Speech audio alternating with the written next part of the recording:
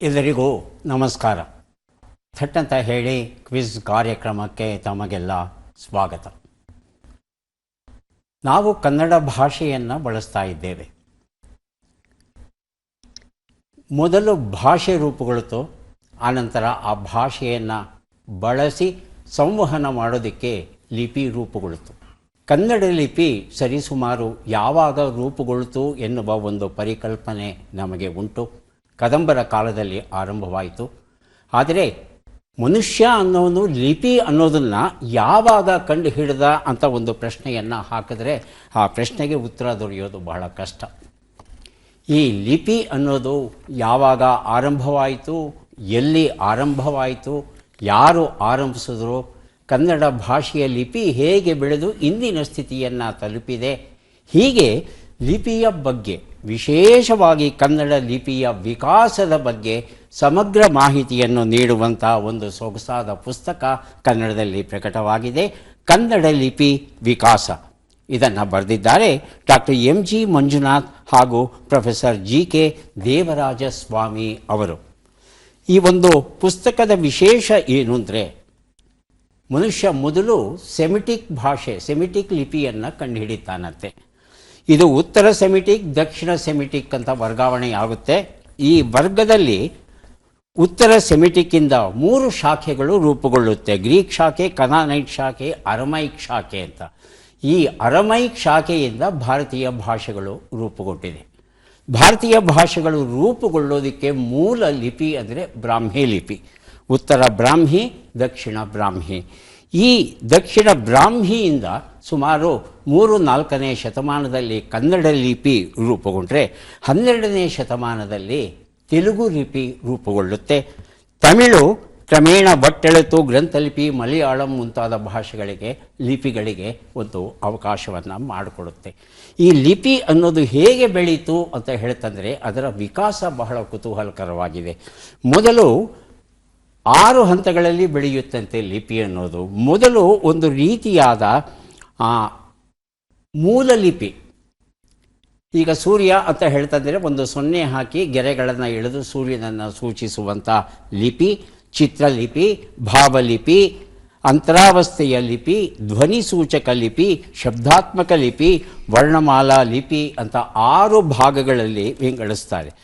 ಈ ಒಂದು ಪುಸ್ತಕದ ವಿಶೇಷ ಏನು ಅಂದರೆ, ಇಲ್ಲಿ ಲಿಪಿಗಳು, ಕನ್ನಡದ ಅಕ್ಷರಗಳು ಹೇಗೆ ವಿಕಾಸವಾದವು, ಯಾವ ಸಾಮ್ರಾಜ್ಯದ ಯಾವ ಅರಸರ ಆಶ್ರಯದಲ್ಲಿ ಬೆಳೆದವು ಅನ್ನೋದನ್ನು ಸುಂದರವಾದ ಚಿತ್ರಗಳ ಮೂಲಕ ಆ ಲಿಪಿಗಳು ಬೆಳೆದು ಬಂದ ಮಾಹಿತಿಯನ್ನು ಕೊಡ್ತಾರೆ.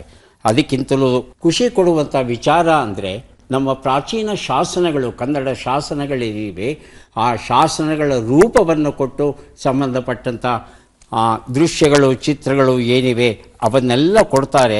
ಸಾಕಷ್ಟು ಶಾಸನಗಳು ದೊರೆಯುತ್ತೆ ಈ ಒಂದು ಪುಸ್ತಕದಲ್ಲಿ. ಹಾಗಾಗಿ ಇದನ್ನು ಸೂಕ್ಷ್ಮವಾಗಿ ಗಮನಿಸಿ ನೋಡ್ತು ಅಂದರೆ ನಾವು ಸಹ ಈ ಪ್ರಾಚೀನ ಲಿಪಿಯಲ್ಲಿ ಇರ್ತಕ್ಕಂಥ ಕನ್ನಡ ಶಾಸನಗಳನ್ನು ಓದಬಹುದು ಅಂತ ಅನಿಸುತ್ತೆ. ಈ ಒಂದು ಪುಸ್ತಕವನ್ನು ನೋಡ್ತಾ ಇತ್ತು ಅಂತ ಹೇಳ್ತಂದರೆ ಪುಸ್ತಕವನ್ನು ಕೆಳಗೆ ಇಡೋದಕ್ಕೆ ಮನಸ್ಸು ಬರೋದಿಲ್ಲ. ಇದನ್ನು ನಿರಂತರವಾಗಿ ಓದಬೇಕು ಅಂತ ಅನಿಸುತ್ತೆ. ಕದಂಬರು, ಗಂಗರು, ಬಾದಾಮಿಯ ಚಾಲುಕ್ಯರು, ಮಳಖೇಡ ಶಾಖೆಯ ರಾಷ್ಟ್ರಕೂಟರು, ಕಲ್ಯಾಣ ಚಾಲುಕ್ಯರು, ಕಲಚೂರಿಗಳು ಹಾಗೂ ಹೊಯ್ಸಳರು, ಕೆಳದಿ ಅರಸರು, ಸೇವುಣರು, ಯಾದವರು ಅಂತಲೂ ಕರೀತೇವೆ ಇವರನ್ನು, ಗೋವೆಯ ಕದಂಬರು, ವಿಜಯನಗರದ ಅರಸರು, ತುಳುವ ವಂಶರು, ಯಲಹಂಕ ನಾಡಪ್ರಭುಗಳು, ಮೈಸೂರಿನ ಒಡೆಯರು. ಇಲ್ಲಿಯವರೆಗೆ ಈ ವಂಶಗಳ ಆಶ್ರಯದಲ್ಲಿ ಲಿಪಿ ಹೇಗೆ ಬದಲಾವಣೆಯಾಗ್ತಾ ಬಂತು ಅಂತ ಹೇಳಿ ಇವತ್ತಿನ ಆಧುನಿಕ ಲಿಪಿಯವರೆಗೆ ಮಾಹಿತಿಯನ್ನು ಕೊಡುವಂಥ ಸೊಗಸಾದ ಕೃತಿ. ಈ ಕೃತಿಯನ್ನು ಒಮ್ಮೆ ನಾವೆಲ್ಲ ಓದೋಣ. ಕನ್ನಡ ಲಿಪಿ ವಿಕಾಸ, doctor MG Manjunath, professor GK ದೇವರಾಜಸ್ವಾಮಿ ಬರೆದಿರುವಂಥ ಕೃತಿ. ಕಾರ್ಯಕ್ರಮವನ್ನು ಆರಂಭಿಸ್ತಾ ಇದ್ದೇವೆ. ಸ್ಪರ್ಧಿಗಳ ಪರಿಚಯ. ಮೊದಲ ಸ್ಪರ್ಧಿ. ನನ್ನ ಹೆಸರು MD ಬಾವಾಖಾನ್. ನಾನು ಬೆಳಗಾವಿ ಜಿಲ್ಲೆಯ ಸವದತ್ತಿ ತಾಲೂಕಿನ ಸುತ್ತಗಟ್ಟಿಯಿಂದ ಆಗಮಿಸಿದ್ದೇನೆ. ನಾನು ಮಹೇಶ್ಗೌಡ ರುದ್ರಗೌಡ ಸರ್ಕಾರಿ ಪ್ರೌಢಶಾಲೆ ಮಲ್ಲಮ್ಮನ ಬೆಳವಡಿಯಲ್ಲಿ ಶಿಕ್ಷಕನಾಗಿ ಸೇವೆ ಸಲ್ಲಿಸ್ತಾ ಇದ್ದೀನಿ. ನನ್ನ ಹವ್ಯಾಸಗಳು ಕತೆ, ಕವಿತೆ ಬರೆಯುವಂಥದ್ದು, ಕಾರ್ಯಕ್ರಮಗಳನ್ನು ನಿರೂಪಣೆ ಮಾಡುವಂಥದ್ದು. ಈಗಾಗಲೇ ನನ್ನ 2 ಕೃತಿಗಳು ಪ್ರಕಟಗೊಂಡಿವೆ. ಒಂದು ಮಹಾಮಹಿಮ, ಇನ್ನೊಂದು ಗಟ್ಟಿಸುತನ ಗಜಲ್ಗಳು. ಬಾಬಾ ಖಾನ್ ಅವರಿಗೆ ಸ್ವಾಗತವನ್ನು ಕೋರ್ತಾ ಇದ್ದೇವೆ. ಮುಂದಿನ ಸ್ಪರ್ಧಿ. ನಮಸ್ಕಾರ, ನನ್ನ ಹೆಸರು ಕಲ್ಪನಾ ಅಂತ. ನಾನು ಬೆಂಗಳೂರಿನ ವಾಸಿ. ನಾನು ಒಂದು ಖಾಸಗಿ ಶಾಲೆಯಲ್ಲಿ 30 ವರ್ಷದಿಂದ ಕೆಲಸ ಮಾಡ್ತಾ ಇದ್ದೀನಿ. ನನ್ನ ಹವ್ಯಾಸಗಳು ಪದಬಂಧ ಬಿಡಿಸೋದು ಮತ್ತು ಸುಶ್ರಾವ್ಯ ಸಂಗೀತಗಳನ್ನು ಕೇಳೋದು. ಕಲ್ಪನಾ ಅವರಿಗೆ ಸ್ವಾಗತವನ್ನು ಕೋರ್ತಾ ಇದ್ದೇವೆ. ನಮ್ಮ 3ನೆಯ ಸ್ಪರ್ಧಿ. ನಮಸ್ಕಾರ, ನನ್ನ ಹೆಸರು ಮೌನೇಶ್ ಜೇಕೆ ಅಂತ, ಕರಿಕೆಳ್ಳಿ ತಾಲೂಕು ಜವರ್ಗಿ ಜಿಲ್ಲಾ ಕಲಬುರಗಿಯಿಂದ ಬಂದಿದ್ದೇನೆ. ನಾನು ಕೂಡ ಶಿಕ್ಷಕ, ಒಬ್ಬ ಯುವ ಸಾಹಿತಿ. ಬದುಕು ಭರವಸೆ ಅಂತ ಕೃತಿ ನಾನು ಬರ್ತಿದ್ದೀನಿ.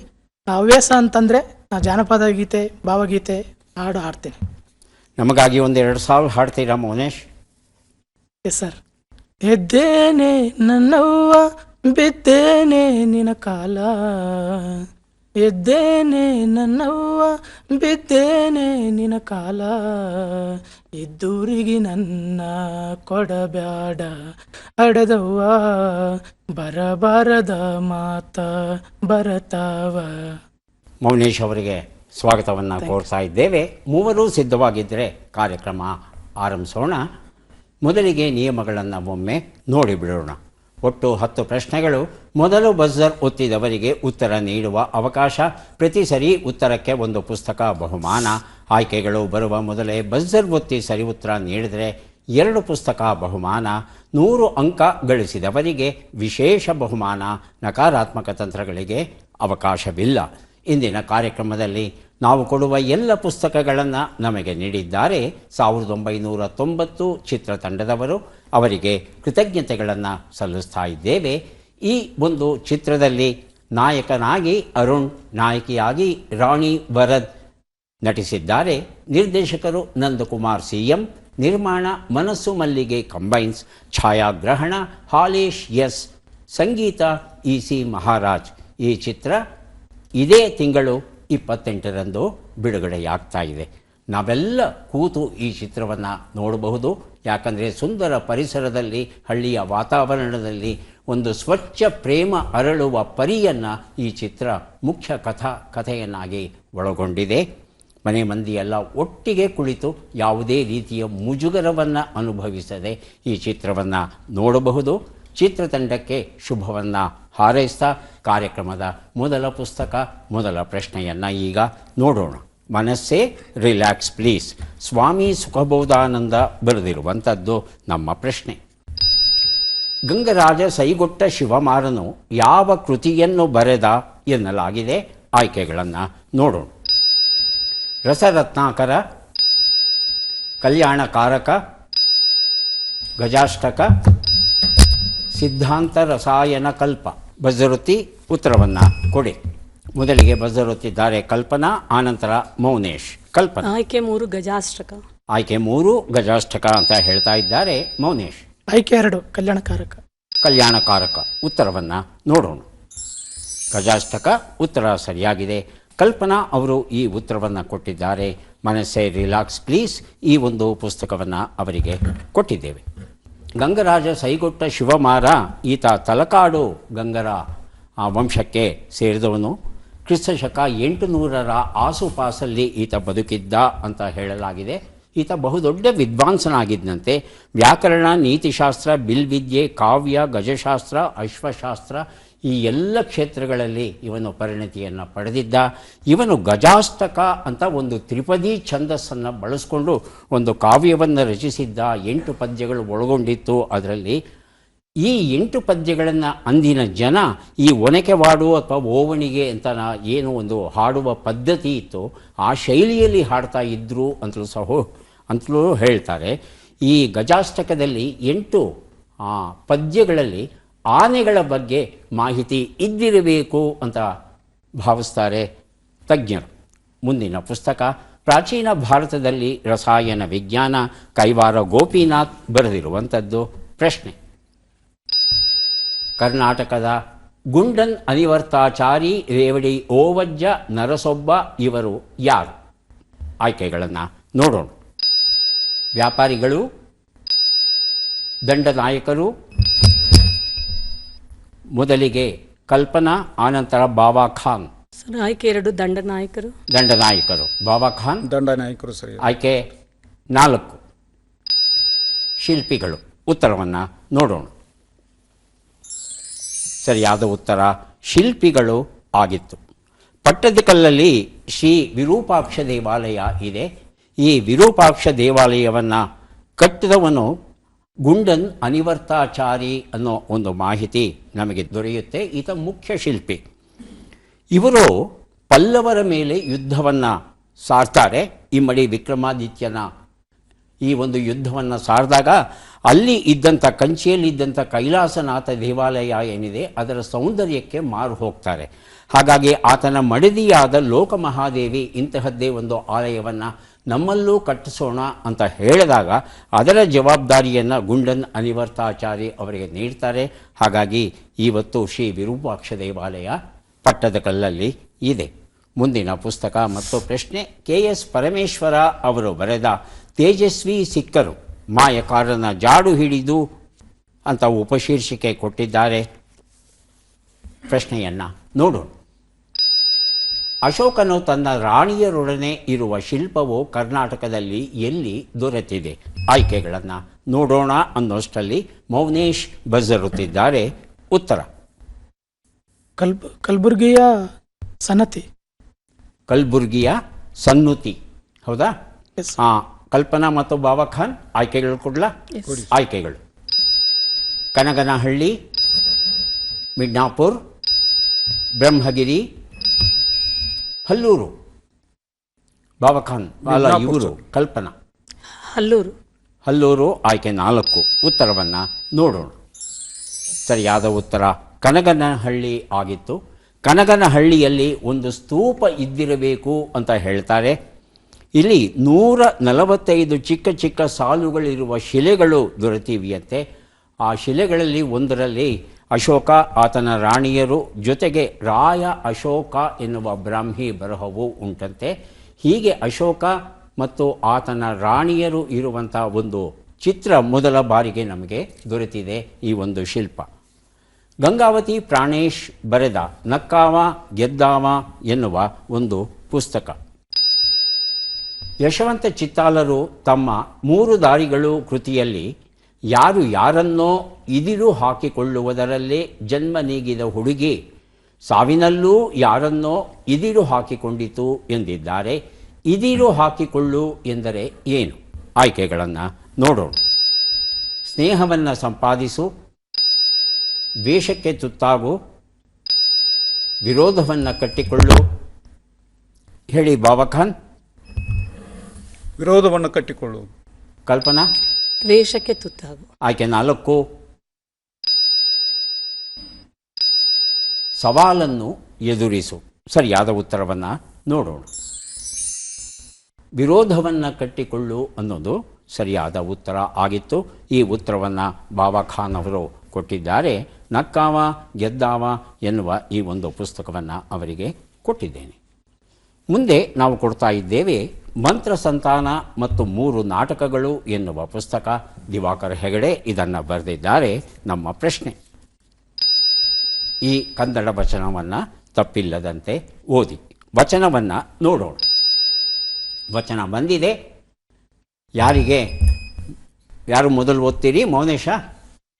ತಪ್ಪಿಲ್ಲದ ಹಾಗೆ ಓದಬೇಕು. ಮಾಡುವ ಮಾಟವಾಳನುಕ್ಕ ಬೇರೊಂದು ಪದವನ್ನರಸಲೆತ್ತಕ್ಕೆ ದಾಸೋಹವೆಂಬ ಸೇವೆ ಬಿಟ್ಟು ನೀಸಲಾರದೆ ಕೈಲಾಸವೆಂಬ ಆಸೆ ಬೇಡ. ಮಾರಯ್ಯ ಪ್ರಿಯ ಅಮರೇಶ್ವರ ಲಿಂಗವಿದ್ದ ತಾವೇ ಕೈಲಾಸ. ಹೇಳಿ ಬಾಬಾ ಖಾನ್. ಮಾಡುವ ಮಾಟವನ್ನುಳ್ಳಕ್ಕ ಬೇರೊಂದು ಪದವನ್ನರಿಸಲೇತಕ್ಕೆ ದಾಸೋಹವೆಂಬ ಸೇವೆಯ ಬಿಟ್ಟು ನೀಸಲಾರದೆ ಕೈಲಾಸವೆಂಬ ಆಸೆ ಬೇಡ. ಮಾರಯ್ಯ ಪ್ರಿಯ ಅಮರೇಶ್ವರಲಿಂಗ ಠಾವೆ ಕೈಲಾಸ. ಕೊನೆ ಸಾಲಲ್ಲಿ ಒಂದು ಶಬ್ದವನ್ನು ಬಿಟ್ಬಿಟ್ರಲ್ಲ, ಯಾಕೆ? ಅಮರೇಶ್ವರ ಲಿಂಗವಿದ್ದ ಠಾವೆ ಕೈಲಾಸ. ಅಮರೇಶ್ವರ ಲಿಂಗವಿದ್ದ ಠಾವೆ ಕೈಲಾಸ. ಆ ಠ ಮಹಾಪ್ರಾಣ ಅದು. ಕಲ್ಪನಾ ಪ್ರಯತ್ನಿಸಿ. ಮಾಡುವ ಮಾಟವನ್ನುಳ್ಳಕ್ಕ ಬೇರೊಂದು ಪದವನರಸಲಿಯಕ್ಕ ದಾಸೋಹವೆಂಬ ಸೇವೆಯ ಬಿಟ್ಟು ನೀಸಲಾರದೆ ಕೈಲಾಸವೆಂಬ ಆಸೆ ಬೇಡ ಮಾರಯ್ಯ ಪ್ರಿಯ ಅಮರೇಶ್ವರ ಲಿಂಗವಿದ್ದ ಠಾವೇ ಕೈಲಾಸ. ಎಲ್ಲಿ ತಪ್ಪು ಮಾಡಿದ್ರಿ? ಐ ಥಿಂಕ್ ಪದವರಸನ ಇಲಕ್ಕ ಅಲ್ಲಿ ಒಂದು ಸಣ್ಣ ತಪ್ಪು ಮಾಡಿದ್ರಿ. ಬಾಬಾ ಖಾನ್ ಅವರು ಒಂದು ಶಬ್ದ ಬಿಟ್ಟರು, ಮೌನೇಶ್ ಅಂತೂ 2-3 ಕಡೆ ತೋದಲು ಬಿಟ್ಟರು ಅಲ್ವಾ. ಇದು ಬಹಳ ಸರಳವಾದಂಥ ಒಂದು ವಚನಗಳನ್ನು ಓದುವ ಹವ್ಯಾಸವನ್ನು ರೂಢಿಸ್ಕೊಂಡ್ರೆ ಆ ನಂತರ ನಾವು ಹಳಗನ್ನಡ ಪದ್ಯಗಳನ್ನು ಓದೋದಕ್ಕೆ ಪ್ರಯತ್ನಿಸಬಹುದು. ಈಗ ಮುಂದಿನ ಪುಸ್ತಕ ಮತ್ತು ಪ್ರಶ್ನೆಯನ್ನು ನೋಡೋಣ. ಕಥಾ ಸಂಗಮ. ನಮ್ಮ ಪ್ರಶ್ನೆ: ಈ ಕನ್ನಡ ವಾಕ್ಯದಲ್ಲಿರುವ ದೋಷಗಳನ್ನು ಸರಿಪಡಿಸಿಕೊಂಡು ಓದಿ ಮತ್ತು ವಿವರಿಸಿ. ಮೊದಲ ವಾಕ್ಯ ಈಗ ಬಂದಿದೆ. ಜಗಜ್ಯೋತಿ ಬಸವೇಶ್ವರರು ನಮ್ಮ ನಾಡಿನ ಸಾಂಸ್ಕೃತಿಕ ನಾಯಕರು. ಎರಡನೆಯದು, ಜಗಜ್ಯೋತಿ ಬಸವೇಶ್ವರರು ನಮ್ಮ ನಾಡಿನ ಸಾಂಸ್ಕೃತಿಕ ನಾಯಕರು. ಇದರಲ್ಲಿ ಯಾವುದು ಸರಿ, ಯಾಕೆ ಸರಿ, ಯಾವುದು ತಪ್ಪು, ಯಾಕೆ ತಪ್ಪು? ಬಾಬಾ ಖಾನ್. ಎರಡನೇ ವಾಕ್ಯ ಸರಿ ಇದೆ ಸರ್. ಸರಿ ಇದೆ. ಯಾಕೆ? ಜಗಜ್ಯೋತಿ, ಇಲ್ಲಿ ಜಕಾರಕ್ಕೆ ಜಕಾರದ ಒತ್ತು ಬಂದಿದೆ. ಬಸವೇಶ್ವರರು ನಮ್ಮ ನಾಡಿನ ಸಾಂಸ್ಕೃತಿಕ ನಾಯಕರು. ಜಗಜ್ಯೋತಿ. ಜಗಜ್ಯೋತಿ ಅನ್ನೋದು ಮೇಲ್ಗಡೆದು ತಪ್ಪು, ಕೆಳಗಡೆದು ಮೇಲ್ಗಡೆ ತಪ್ಪು ಸರ್, ಕೆಳಗಡೆದು ಸರಿ. ಕೆಳಗಡೆದು ಸರಿ ಇದೆ. ಹೇಳಿ ಮೌನೇಶ್. ಸರ್ ಎರಡನೇ ತಪ್ಪು, ಫಸ್ಟ್ ಒನ್ ಕರೆಕ್ಟ್ ಸರ್. ಯಾಕೆ ಸರ್? ಜಗಜ್ಯೋತಿ ಅಷ್ಟೇ ಸರ್, ಅದು ಜಗಜ್ಯೋತಿ ಜೇವತ್ ಬರಲ್ಲ ಸರ್, ಅಲ್ಲಿ ಕೆಳಗಡೆ ಬರೋದಿಲ್ಲ. ಸಂಧಿ ಬಿಡಿಸಿ ನೋಡಿಕೊಂಡು ಸ್ವಲ್ಪ ಮನಸ್ಸಲ್ಲೇ ಲೆಕ್ಕಾಚಾರ ಮಾಡಿದ್ರ? ಸರ್ ಮಾಡಿದ್ದೀನಿ ಸರ್. ಸಂಧಿ ಬಿಡಿಸಿರ್ಬೇಕು. ಕಲ್ಪನಾ ಅವರೇ? ಸರ್ ಎರಡನೇದು ಕರೆಕ್ಟ್ ಸರ್. ಎರಡನೇದು ಕರೆಕ್ಟ್ ಸರ್. ಜಗಜ್ಯೋತಿ. ಸಂಧಿ ಬಿಡಿಸಿ ನೋಡ್ಕೊಂಡ್ರ? ಜಗಜ್ಯೋತಿ. ಜಗಜ್ಯೋತಿ. ಉತ್ತರವನ್ನು ನೋಡೋಣ. ಜಗಜ್ಯೋತಿ ಬಸವೇಶ್ವರರು ನಮ್ಮ ನಾಡಿನ ಸಾಂಸ್ಕೃತಿಕ ನಾಯಕರು ಅನ್ನೋ ಉತ್ತರವೇ ಸರಿಯಾಗಿದೆ.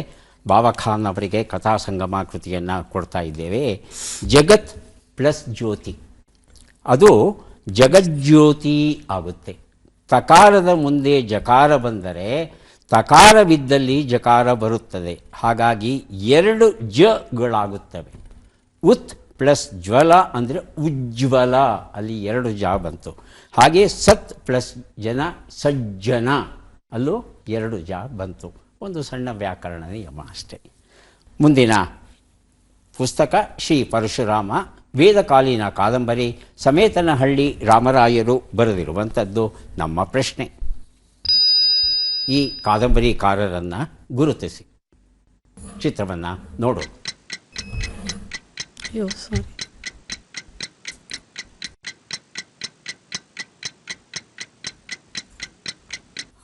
ಆಯ್ಕೆಗಳು ಬರೋದಕ್ಕೆ ಮೊದಲು ಕಲ್ಪನಾ ಅವರು ಬರೆದಿರುತ್ತಿದ್ದಾರೆ. ಉತ್ತರ ನನಗೆ ತುದಿಲಿದೆ, ಉತ್ತರ ಬರ್ತಾ ಇಲ್ಲ. ಏನು ಮಾಡೋದು? ಬಾಬಾ ಖಾನ್, ಮೌನೇಶ್, ಆಯ್ಕೆಗಳು ಕೊಡ್ಲಾ? ಹೇಳ್ತೀರಾ? ಆಯ್ಕೆಗಳು: ರಾಮಚಂದ್ರ ದೇವ, HL ನಾಗೇಗೌಡ, ಬರಗೂರು ರಾಮಚಂದ್ರಪ್ಪ, ಕುಂ ವೀರಭದ್ರಪ್ಪ. ಹೇಳಿ ಮೌನೇಶ್. Sir 3 answer. 3 ಸರ್. ಮೂರನೇದು ಬರಗೂರು ರಾಮಚಂದ್ರಪ್ಪ. ಯಾರಿರ್ಬೋದು ಬಾಬಾ ಖಾನ್? ಕುಂ ವೀರಭದ್ರಪ್ಪ. ವೀರಭದ್ರಪ್ಪ ಇರಬಹುದು. ಉತ್ತರವನ್ನು ನೋಡೋಣ. ಕುಂ ವೀರಭದ್ರಪ್ಪ ಉತ್ತರ ಸರಿಯಾಗಿತ್ತು. ಆದರೆ ಮೂರನೆಯರಾಗಿ ಬಾಬಾ ಖಾನ್ ಅವರು ಉತ್ತರವನ್ನು ಕೊಟ್ಟಿದ್ದಾರೆ. ಪುಸ್ತಕ ಯಾರಿಗೂ ಸಿಗ್ತಾ ಇಲ್ಲ. ಕುಂ ವೀರಭದ್ರಪ್ಪ ಪೂರ್ತಿ ಹೆಸರು ಕುಂಬಾರ ವೀರಭದ್ರಪ್ಪ. ಆ ಕುಂಬಾರ ಅನ್ನೋದನ್ನು ಹ್ರಸ್ವಗೊಳಿಸಿ ಕುಂ ವೀರಭದ್ರಪ್ಪ ಅಂತ ಬರೀತಾರೆ. ಕಥೆಗಾರರಾಗಿ, ಕಾದಂಬರಿಕಾರರಾಗಿ ಇವರು ಬಹಳ ಪ್ರಸಿದ್ಧರು. ಅರಮನೆ ಕಾದಂಬರಿಗೆ ಕೇಂದ್ರ ಸಾಹಿತ್ಯ ಅಕಾಡೆಮಿ ಪ್ರಶಸ್ತಿಯೂ ಬಂದಿದೆ. ಇವರಿಗೆ ನೃಪತುಂಗ ಪ್ರಶಸ್ತಿ ಹಾಗೂ ಕರ್ನಾಟಕ ರಾಜ್ಯೋತ್ಸವ ಪ್ರಶಸ್ತಿಯೂ ಸಹ ಬಂದಿದೆ. ಈಗ ಪುರುಷೋತ್ತಮ ಪರ್ವ, ಸೊಗಸಾದ ಕೃತಿ.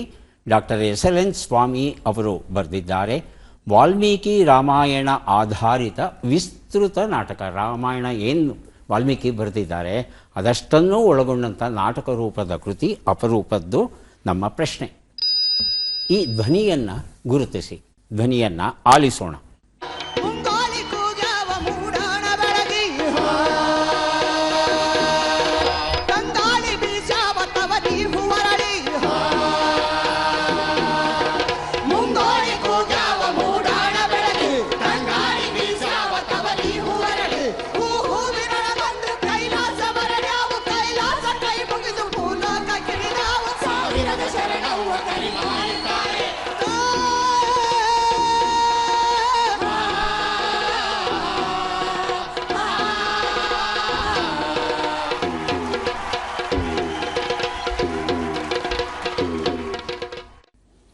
ಬಾಬಾ ಖಾನ್ ಅವರು ಆಯ್ಕೆಗಳು ಬರೋದಕ್ಕೆ ಮೊದಲೇ ಬಜರ್ ಒತ್ತಿದ್ದಾರೆ. ಉತ್ತರ B Jayashree.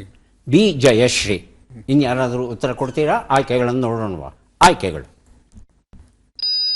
B Jayashree, Bombay Jayashree, R T Rama, Malgudi Shubha. ಹೇಳಿ Mounesh. Sir first one B Jayashree. B Jayashree. Kalpana ಅವರು? ಸರ್ ಮಾಲ್ಗುಡಿ ಶುಭ ಅನ್ಸುತ್ತೆ. ಮಾಲ್ಗುಡಿ ಶುಭಾ ಇರಬೇಕು. ಉತ್ತರವನ್ನು ನೋಡೋಣ. ಬಿ ಜಯಶ್ರೀ ಉತ್ತರ ಸರಿಯಾಗಿದೆ. ಪುರುಷೋತ್ತಮ ಪರ್ವ ಈ ಒಂದು ಪುಸ್ತಕವನ್ನು ಕೊಡ್ತಾ ಇದ್ದೇನೆ. ಜೊತೆಗೆ ಆಯ್ಕೆಗಳು ಬರೋದಕ್ಕೆ ಮೊದಲೇ ತಾವು ಸರಿ ಉತ್ತರ ಕೊಟ್ಟಿದ್ದೀರಿ. ಹಾಗಾಗಿ ಪರಶುರಾಮ ಎನ್ನುವ ಈ ಕಾದಂಬರಿ 2 ಪುಸ್ತಕಗಳನ್ನು ಬಾಬಾ ಖಾನ್ ಅವರಿಗೆ ಕೊಟ್ಟಿದ್ದೇನೆ. ಈಗ 3 ಪುಸ್ತಕಗಳನ್ನು ಕೊಡುವಂಥ ಸಮಯ. ಪದಬಂಧ ಬಂದಿದೆ. ಸುಳುಹುಗಳನ್ನು ನೋಡೋಣ. ಅಂಗಲಾಚಿ ಬೇಡಿಕೊಳ್ಳು, ತುಟ್ಟಿ, ಹೆಚ್ಚು ಬೆಲೆ, ರುಜುವಾತು, ಪ್ರಮಾಣೀಕರಿಸು.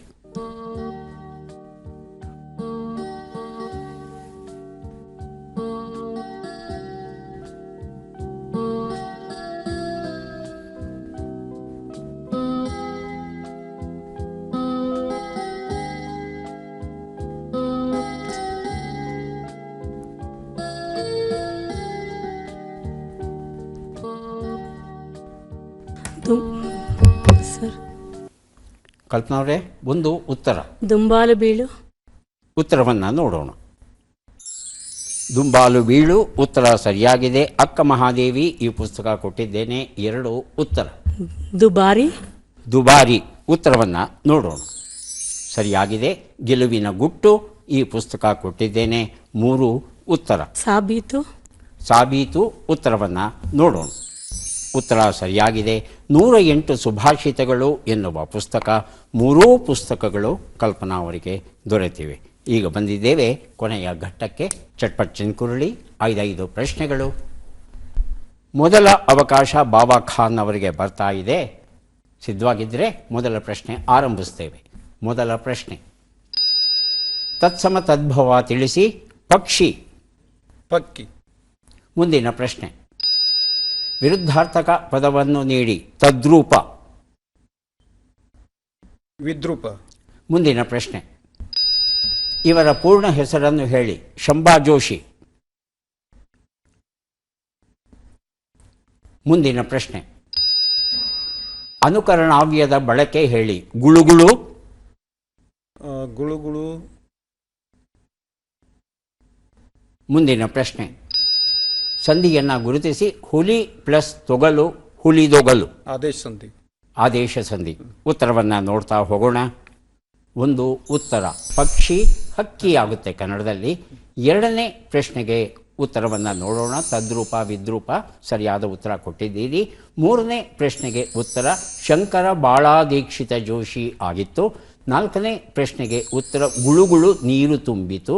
5ನೇ ಪ್ರಶ್ನೆಗೆ ಉತ್ತರ ಹುಲಿ ಪ್ಲಸ್ ತೊಗಲು, ಹುಲಿದೊಗಲು, ಆದೇಶ ಸಂಧಿ. ಉತ್ತರ ಸರಿಯಾಗಿದೆ. ಬಾಬಾ ಖಾನ್ ಅವರಿಗೆ 3 ಪುಸ್ತಕಗಳನ್ನು ಕೊಡ್ತಾ ಇದ್ದೇವೆ. ಈಗ ಅವಕಾಶ ಬರ್ತಾ ಇದೆ ಕಲ್ಪನಾ ಅವರಿಗೆ. ತತ್ಸಮ ತದ್ಭವ ತಿಳಿಸಿ. ನಿದ್ರಾ. ನಿದ್ದೆ. ಮುಂದಿನ ಪ್ರಶ್ನೆ: ವಿರುದ್ಧಾರ್ಥಕ ಪದವನ್ನು ನೀಡಿ. ಸಂಸ್ಕೃತ. ಅಸಂಸ್ಕೃತ. ಮುಂದಿನ ಪ್ರಶ್ನೆ: ಕೆ.ವಿ. ಸುಬ್ಬಣ್ಣ ಅವರ ಪೂರ್ಣ ಹೆಸರು. ಮುಂದಿನ ಪ್ರಶ್ನೆ: ಅನುಕರಣಾವ್ಯದ ಬಳಕೆ. ಹಿರಿಹಿರಿ. ಹಿರಿಹಿರಿ ಹಿಗ್ಗಿದರು. ಹಿಗ್ಗಿದರು. 5ನೇ ಪ್ರಶ್ನೆ: ಸಂಧಿಯನ್ನು ಗುರುತಿಸಿ. ಮಹ ಪ್ಲಸ್ ಆತ್ಮ, ಮಹಾತ್ಮ. ಸವರ್ಣ ದೀರ್ಘ ಸಂಧಿ. ಸವರ್ಣ ದೀರ್ಘ ಸಂಧಿ. ಉತ್ತರವನ್ನು ನೋಡ್ತಾ ಹೋಗೋಣ. ನಿದ್ರಾ, ನಿದ್ದೆ ಸರಿಯಾಗಿದೆ.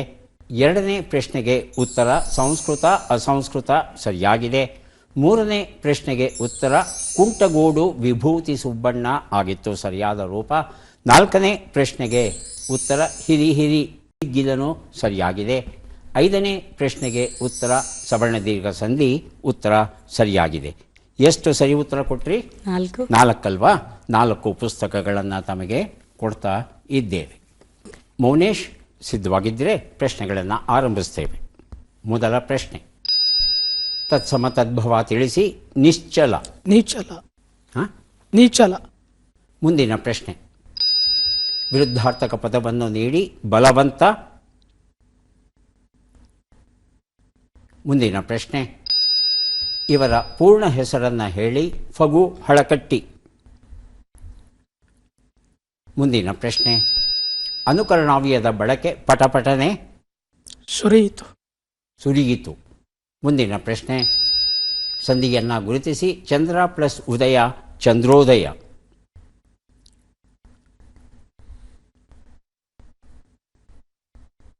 ಉತ್ತರವನ್ನು ನೋಡ್ತಾ ಹೋಗೋಣ. ಒಂದು ಉತ್ತರ ನಿಶ್ಚಲ. ನಿಚ್ಚಳ ಅಂತ ಹೇಳ್ತಾರೆ. ತಾವು ಹೇಳಿದ್ದು ನಿಚ್ಚಳವಾ? ಹಾಂ ಸರ್, ನಿಚ್ಚಲ ಅಂತ ಹೇಳಿದ್ದೆ. ಹೌದು ಅಂತ ಹೇಳಿದರೆ ನಾನು ಉತ್ತರ ಸ್ವೀಕರಿಸ್ತೇನೆ. ಎರಡನೇ ಪ್ರಶ್ನೆಗೆ ಉತ್ತರ ಬಲವಂತ ಬಲಹೀನ. ಮೂರನೇ ಪ್ರಶ್ನೆಗೆ ಉತ್ತರ ಫಗು ಹಳಕಟ್ಟಿ ಫಕೀರಪ್ಪ ಗುಂಡಪ್ಪ ಹಳಕಟ್ಟಿ. ನಾಲ್ಕನೇ ಪ್ರಶ್ನೆಗೆ ಉತ್ತರ ಪಟಪಟನೆ ಹಾರಿತು ಬಾವುಟ. ಐದನೇ ಪ್ರಶ್ನೆಗೆ ಉತ್ತರ ಚಂದ್ರ ಪ್ಲಸ್ ಉದಯ ಚಂದ್ರೋದಯ ಗುಣಸಂಧಿ. ತಾವು ಉತ್ತರ ಕೊಟ್ಟಿಲ್ಲ. ಒಂದು ಪ್ರಶ್ನೆಗೆ ಮಾತ್ರ ಉತ್ತರ ಕೊಟ್ಟಿದ್ದೀರಿ. ಮಂತ್ರ ಸಂತಾನ ಮತ್ತು ನಾಟಕಗಳು ಈ ಒಂದು ಪುಸ್ತಕವನ್ನು ತಮಗೆ ಕೊಡ್ತಾ ಇದ್ದೇವೆ. ಯಾರಿಗೆ ಎಷ್ಟು ಪುಸ್ತಕಗಳು ಬಂದಿವೆ ಅದನ್ನು ನೋಡುವ ಕ್ಷಣ ಈಗ ಬಂತು. ಎಮ್ ಡಿ ಬಾವಾ ಖಾನ್ ಅವರಿಗೆ 7 ಪುಸ್ತಕಗಳು ಬಂದಿವೆ. ಪುಸ್ತಕಗಳನ್ನು ಸ್ವೀಕರಿಸಿ ಕಾರ್ಯಕ್ರಮದಲ್ಲಿ ಭಾಗವಹಿಸಿದ್ದಕ್ಕೆ ಧನ್ಯವಾದಗಳು. ಮೇಡಮ್ ಅವರಿಗೆ 3, 6, 2, 8 ಪುಸ್ತಕ ಸ್ವೀಕರಿಸಿ ಅಭಿನಂದನೆಗಳು. ಮೌನೇಶ್ ಅವರಿಗೆ ಮಂತ್ರ ಸಂತಾನ ಎನ್ನುವ ಕೃತಿಯನ್ನು ಕೊಡ್ತಾ ಇದ್ದೇವೆ. ಅಭಿನಂದನೆಗಳು.